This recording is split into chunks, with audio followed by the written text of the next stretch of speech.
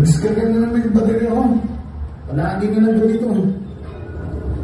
Pati gulong ko, manipis na naman agad. Kapabili ko lang dito ah. Baka napupunti na rin yata ang ilaw ang makakapin nga. Oo nga.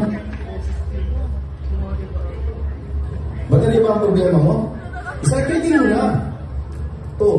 Mukhang manipis na lang gulong mo, Paps. Isa-cycling mo na. Kung nindong ilaw, walang problema. Isa-cycling mo na rin.